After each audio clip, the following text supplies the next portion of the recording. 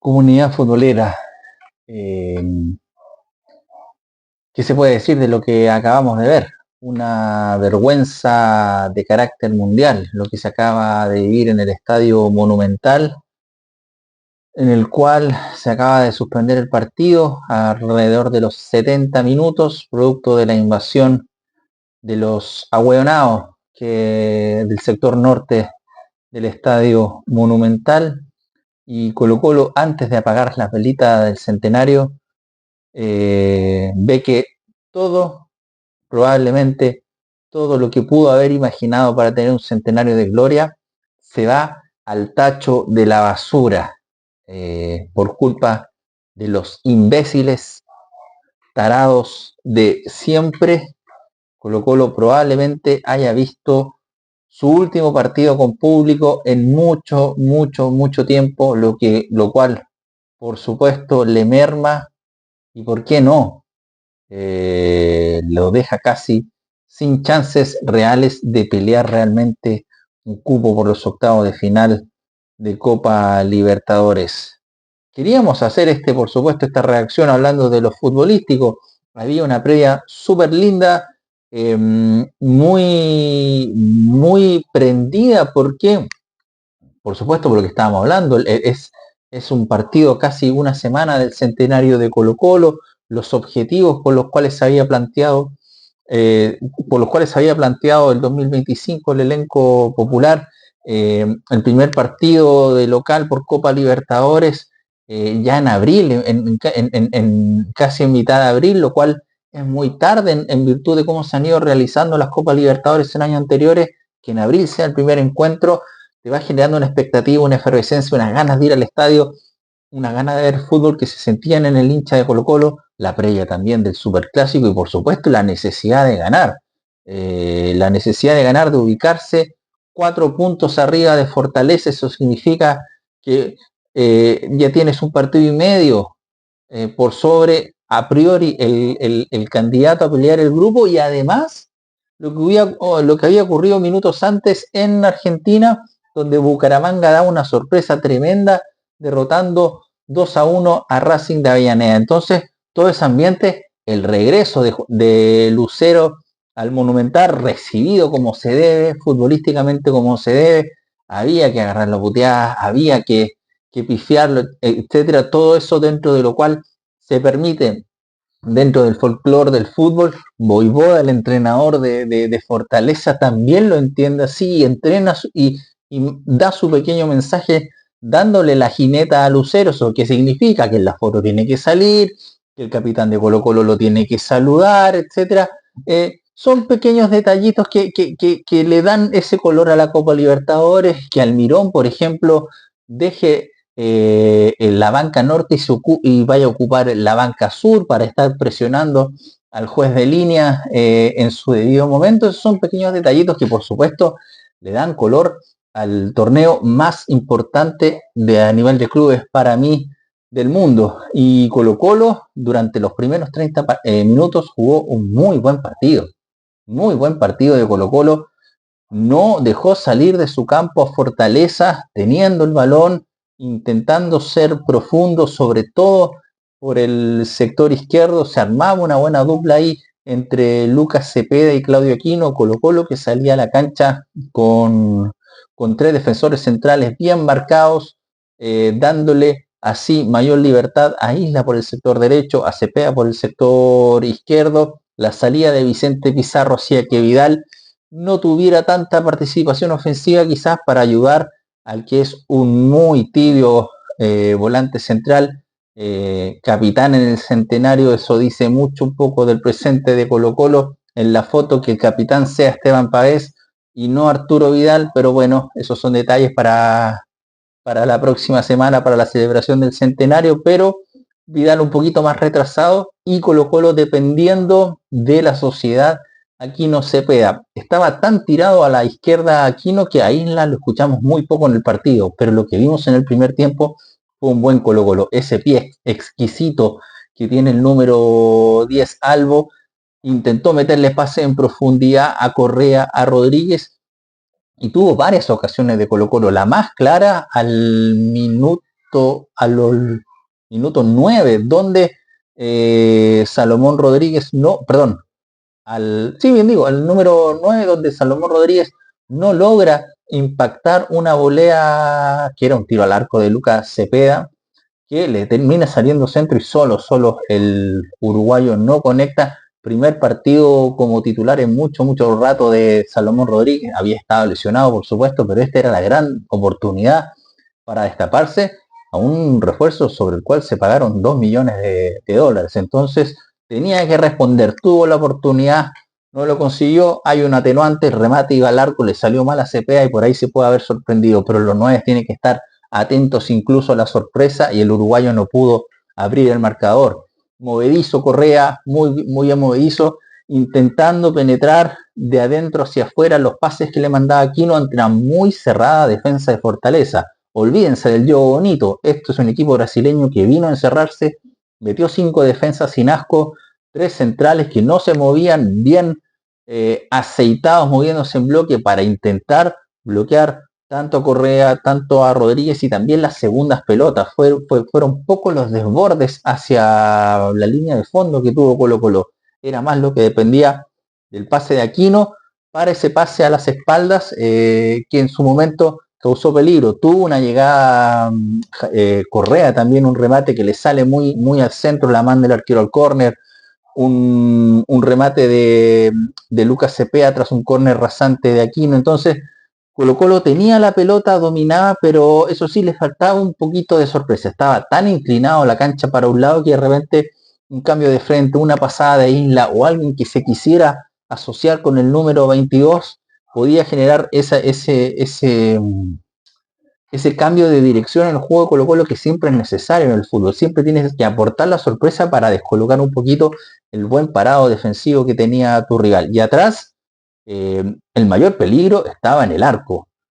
Brian Cortés sigue siendo un mono con navaja a la hora de recibir un balón con los pies y casi se manda un autogol de esos que te salen en el especial de año de TIC. Y Fortaleza no mucho más. Eso sí, Colo-Colo lento a la hora de salir. Muy lento, y eso también creo que influyó en la poca participación de Arturo Vidal. ¿Por qué? Porque se tenía que retroceder, ayudar un poco en agilizar la salida de Colo-Colo. Lento en la salida Vega, lento en la salida Amor, lento en la salida Saldivia, aunque estuvieron bien en su función defensiva. Y para qué decir Pavés. Pavés tibiecito como un té de verano en la tarde, pero no tiene esa agilidad, esa rapidez mental para descargar, para ver libre a un compañero en la banda lateral, pegar un cambio de frente, un pelotazo largo. Eso no lo entrega el capitán de Colo-Colo, lamentablemente. Y vuelvo a repetir, creo que eso le dio mayor responsabilidad defensiva a Vidal cuando era un hombre que podía haber sido trascendental arriba, como siempre lo es el número 23 de Colo-Colo con su tradicional empuje.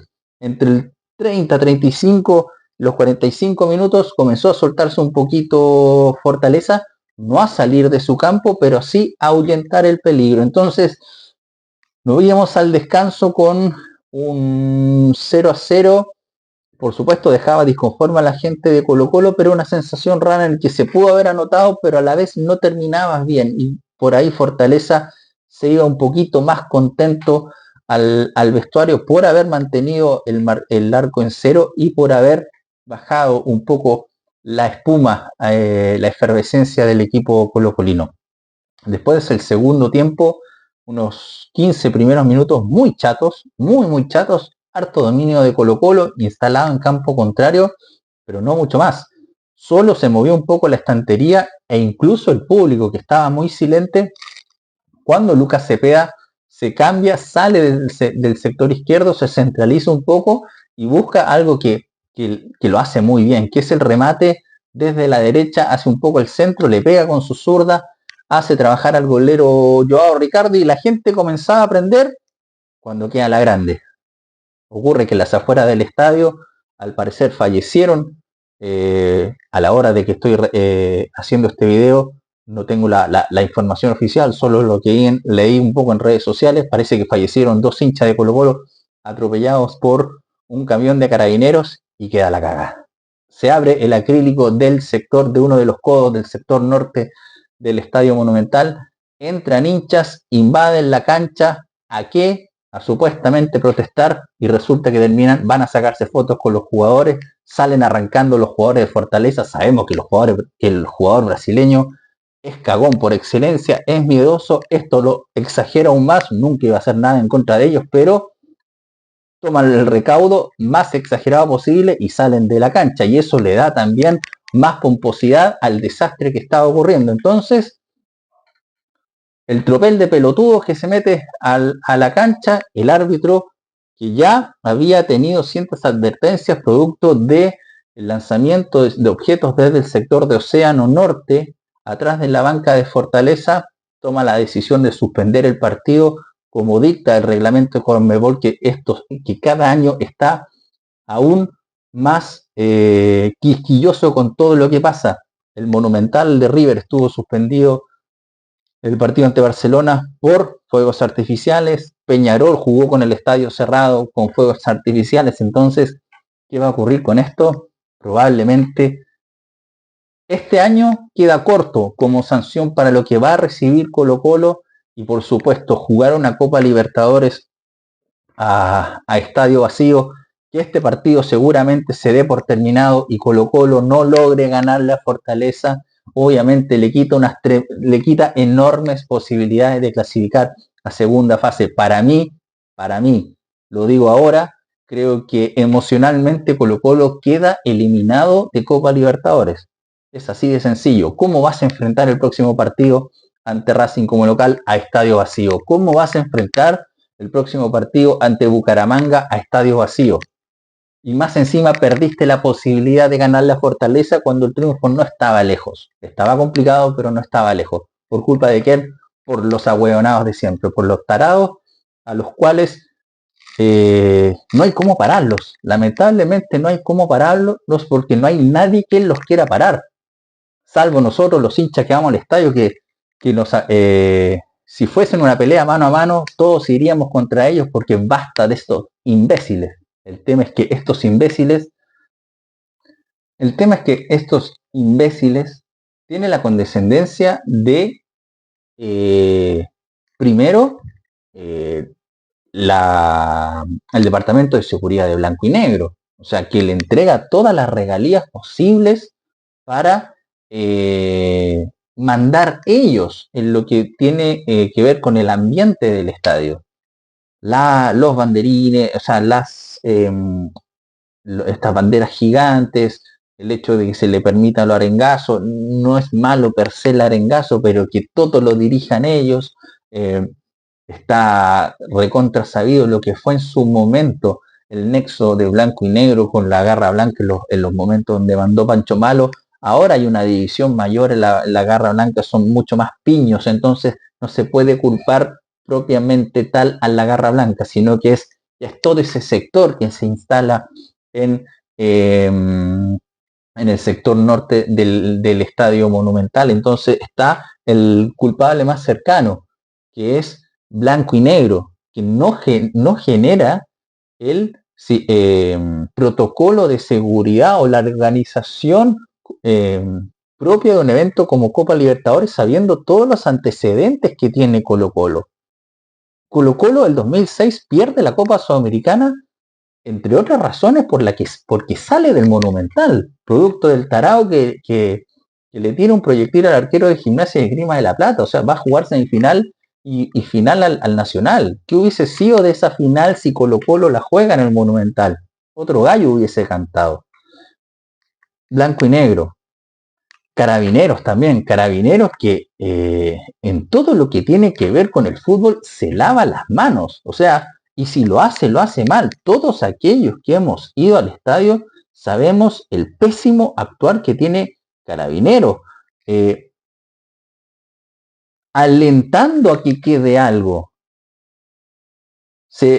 Al hincha común de repente no te dejan entrar algo, una naranja, cuando el hincha común, a lo mejor por el trayecto, por la espera, por el hambre mismo, porque tienes que comer algo, etcétera, no te dejan entrar una naranja, un plato o algo para alimentarte, y estás sometido a una cantidad de controles que te aburren para ir al estadio, que te hacen decir, ¿sabes qué? No voy más porque yo la paso mal, versus estos tarados que tienen la vía libre para entrar, a los cuales no se le hace ningún control.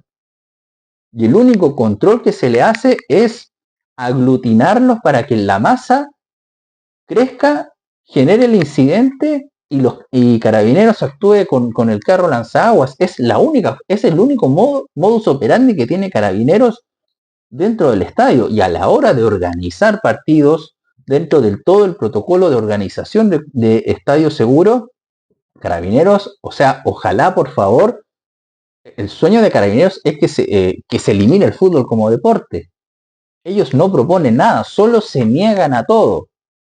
Y lo único que piden siempre es más recursos, pero cuando hacen el trabajo como corresponde, entonces también hay otro responsable, Carabineros. Tercer responsable, el Consejo de Presidente. Esa mafia que existe en Quilín, sobre los cuales en este momento no saben responder a un partido con aforo completo. ¿Por qué? Porque Estadio Seguro te exige mínimo un guardia cada 100 personas. Entonces, uno como hincha de equipo de provincia lo ha vivido, que los dueños de los clubes piden para un partido en un estadio de 14.000 personas, 18.000, piden 2.500 de aforo. ¿Por qué? Porque no le quieren pagar a los guardias. Porque quieren ojalá cumplir con el mínimo posible de guardias. Después en los partidos, cuando dan el informe de público, además bajan el público asistente porque saben que no cumplen con el mínimo de guardias. Y los guardias tampoco están preparados porque son tan ratas en sus bolsillos que no le pagan a guardias calificados, sino que le pagan 20 lucas a un pobre abuelito que las necesita, pero no tiene ninguna preparación ante un hincha de fútbol. Y a la hora que ocurran partidos importantes, no saben actuar. No saben actuar acá, no saben actuar en, qué sé yo, en Temuco, no saben actuar el 2021, no supieron actuar en Antofagasta Colo Colo, etc. Eso pasa, porque no hay preparación por ningún lado. Entonces, y el cuarto responsable, el gobierno. ¿Cuándo diablos el gobierno va a intervenir en la NFP? De una vez por todas, esta responsabilidad, esto es una responsabilidad organizativa de Colo Colo, porque estos imbéciles nunca van a cambiar, van a seguir siendo imbéciles y aún más sean más viejos. Entonces tú no tienes lamentablemente cómo hacerle cambiar esta visión a los tarados. Saca a los tarados y castiga a los tarados, pero castígalos realmente. Lamentablemente vamos a tener que llegar al sistema biométrico en el estadio, que a nosotros, el hincha de fútbol, nos va a complicar la entrada al estadio. Si tú te registras como hincha, qué sé yo, de Unión Española, quieres ir a Santa Laura, bueno, a ver un buen partido porque es un estadio rico para ir a ver fútbol como hincha neutral, quedas registrado como hincha de Unión Española y no puedes entrar a otro estadio. Así es el sistema con el hincha común, pero estos tarados aparecen en todos lados. Tú vas a Colombia y ves un lienzo de Juan Pérez. Vas a Puerto Montt y ves el lienzo de Juan Pérez. Vas a Viña y ves el lienzo de Juan Pérez. Entonces, ¿por qué ellos entran? Porque ellos tienen esa facilidad si el sistema supuestamente debería ser para todos. Estamos hablando de un estadio de fútbol, no es una ciudad. Es un perímetro delimitado donde se sabe quién entra.